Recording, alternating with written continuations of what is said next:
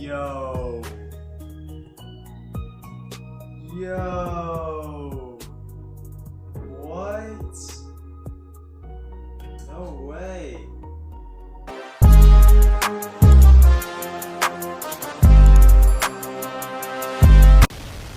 Alright, what's up YouTube? Today we are going to be doing some sublimation on the heat press. I've been wanting to do this for a while, and finally we got the sublimation stuff. As you can see, we got our heat press here, and then over here we got our sublimation printer, and it's going to be great. So let me go ahead and give you guys a tour. Alright, so first of all, we got our heat press right here. It was about $165 off Amazon, I believe. And then it also came with all this other stuff. So we got a mug heat press, we got a hat's heat press right here. This one's the mug. Boom, just like that. And then we even got a plate heat press. I then bought some right here heat tape, and so that'll come in handy for right here, as you can see on here, to keep the parchment paper on the heat press. Then we have the parchment paper, of course, and then I bought some HTV over here, but it didn't work last time.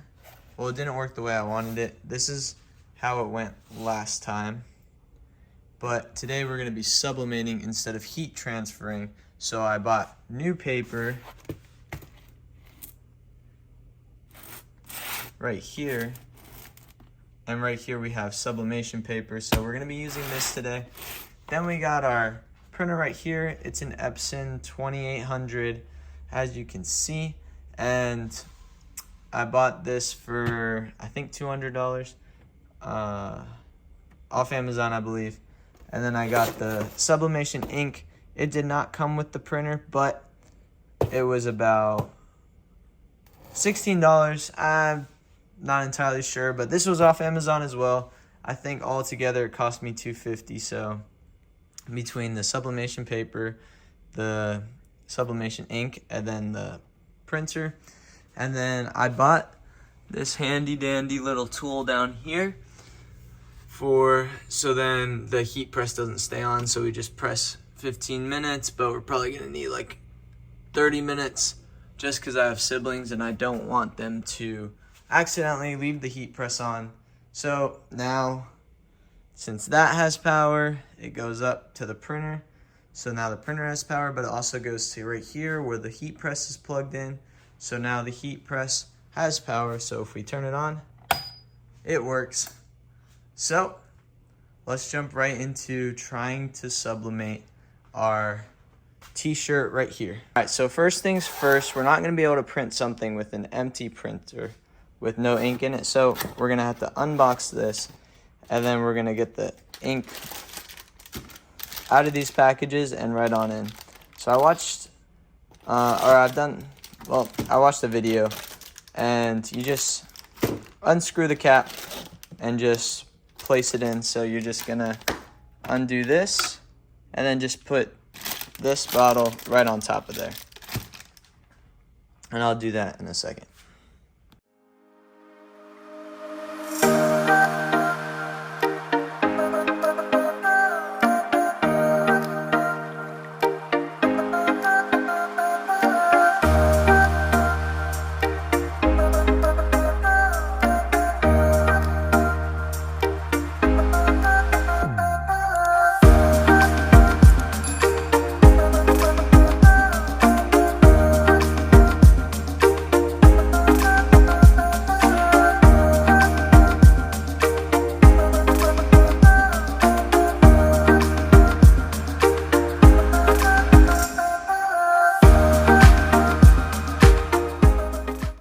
As I mentioned before, we're going to be trying to sublimate this t-shirt, and what I've heard about sublimation is you can sublimate onto lighter fabrics. So this is neon yellow, neon green, whatever you want to call it, but I made it for my church camp.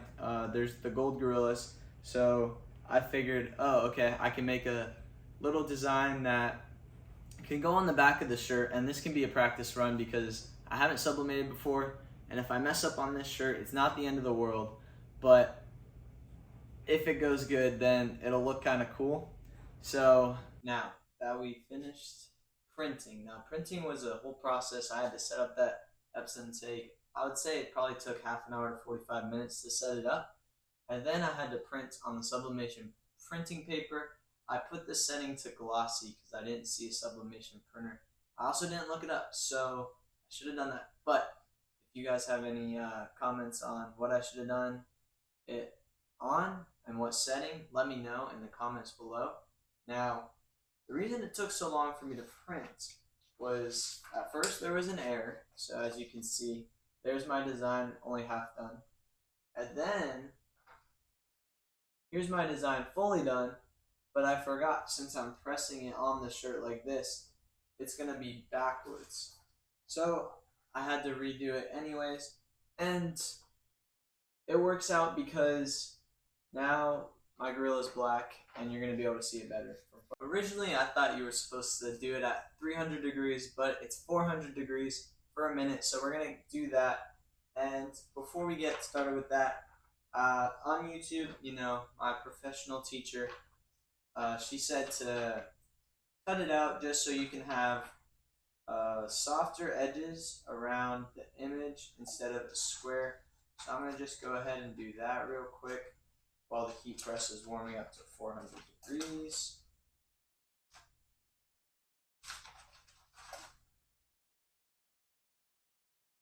And then she also did say that you can sublimate on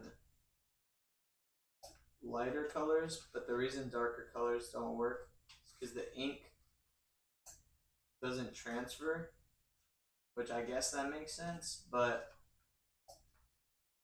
we're gonna see if it works eventually in the future. That'll be a future video of trying to get it to sublimate on darker shirt colors, because I don't like wearing white, and light colors in general, they get dirty when I wear them, so I like the darker colors, and anyways for me. But that'll be a future video. And then also the type of material your shirt is. So I didn't realize, but that's important. Yep. So this right here that I want to do it on, at least is 100% polyester. So it's going to work for this time. But I think another video is going to be trying to do it on not 100% polyester and trying to do it on cotton shirts and stuff. Yeah, I just want to try it all out. But what she said was the part that you're going to do, put it over, and I was told that it will go through the shirt, so put one side under your heat press so it doesn't get heated. So it's under here, and keep the collar off so it doesn't create any wrinkles. Take off all these wrinkles, just like that. Alright, and I think that looks perfect. And then said spray this real quick, just a little spray of water, and then we'll just heat press this real quick, just without the image for like 10 seconds, just to get all the moisture out. I guess I don't really know, but that's what we're doing. So we're going for it. I'd say that's about 10 seconds. Nice and steamy. I don't know why I just put my hands on hot fabric. I wasn't smart, but we're okay. I'm gonna just put this here. It's not flat. All right. Now I know why the heat transfer tape's important. This is not flat, and so I guess it wouldn't go right if we did it like this. So we have heat transfer tape for this. This is great news.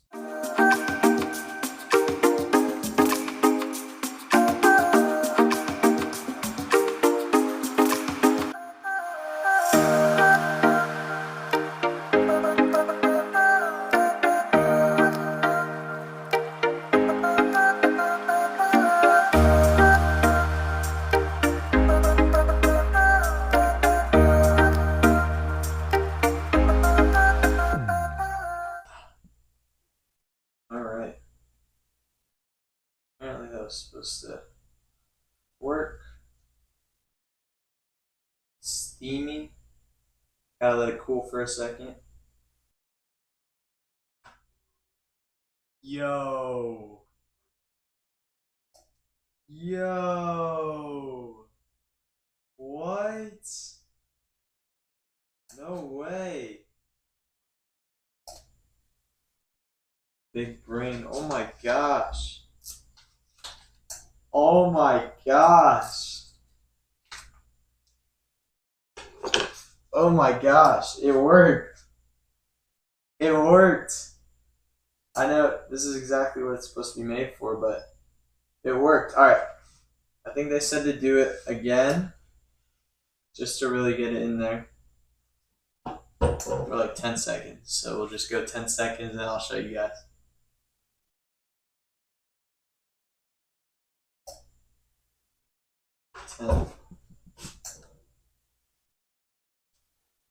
Oh, it's hot again. This looks so epic. What? What?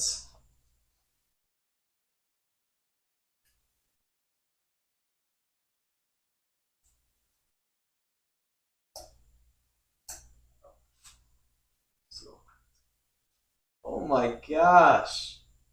What? Alright, I put it really high up on the shirt, but still. What? That's insane. Dang. Well, this was cool. This was a cool little thing. I put it high up on the shirt, but you know, you live and you learn. So I learned you really got to put it a little bit lower. But that still looks good. Let me see. I mean, you have to look really closely, like really closely to see where I cut out. Really closely, and it's only in some spots. Like, I don't even know if you could see it in the camera. Right there.